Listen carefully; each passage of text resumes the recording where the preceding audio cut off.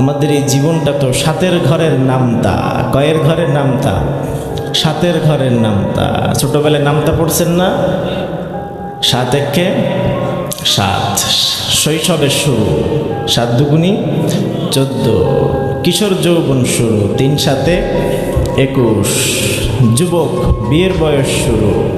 4 7 28, বাবা ডাক শোনা শুরু। 5 7 35, কাকা খালু মামা ফুফা হওয়া শুরু, ঠিক কিনা? 6 7 42, সংসারের দায়িত্ব নেওয়া শুরু, ঠিক কিনা? 7 7 49, বার্ধক্য হওয়া শুরু, দাড়ি পাকা শুরু, চুল পাকা শুরু। 7 8 56, অবসরে যাওয়ার সময় শুরু, ঠিক কিনা?